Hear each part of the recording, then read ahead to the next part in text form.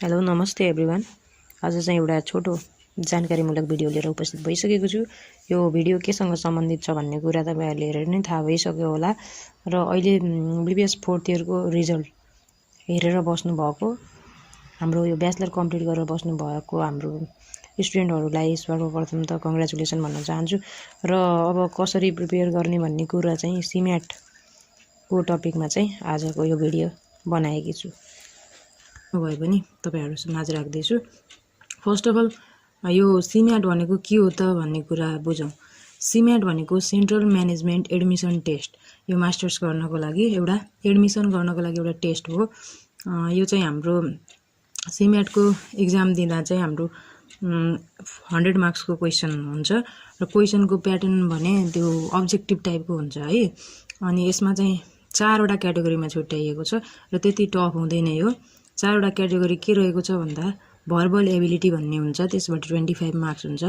अनि quantitative ability भनेर एउटा टपिक छुट्टै छ तर त्यसको 25 मार्क्स। जनरल एबिलिटी र थिंकिङ भन्ने यसमा 25 र बिजनेस एन्ड इकोबाट हाम्रो 25 मार्क्स गरेर टोटल 100 मार्क्स आउने गर्दछ।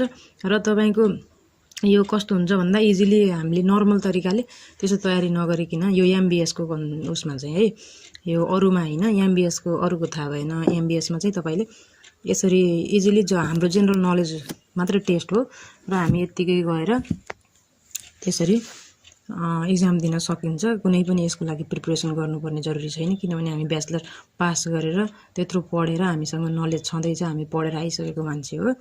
त्यसैले चाहिँ यस्तो यसलाई ठूलो कुराको रूपमा लिनु पर्दैन, क्लियर भएर बस्नुस्।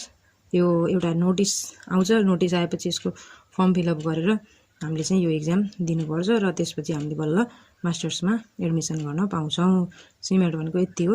100 मार्क्स को क्वेशन आउँछ र क्वेशन प्याटर्न चाहिँ त्यही 4 वटा क्याटेगोरीमा छुट्याएको छ। 25 25 25 25 गरेर 100 मार्क्स हुन्छ र के गर्नुपर्छ भन्दा ठ्याक्क अब्जेक्टिभ हुन्छ क्वेशन, लामो त लेख्नु पर्ने केही पनि हुँदैन। ठ्याक्क लोकसेवाको प्याटर्नमा त्यो कालो गरेर कलर गरेर हामीले लेखिन्छ नि हो, त्यही तरिकाले चाहिँ बोल्ड गरेर कलर गर्ने एन्सरहरु त्यसरी गरेर चाहिँ हामीले एक्जाम दिन्छ। यसमा कुनै ठूलो कुरा छैन। ल यति हो है त। हस्त, धन्यवाद।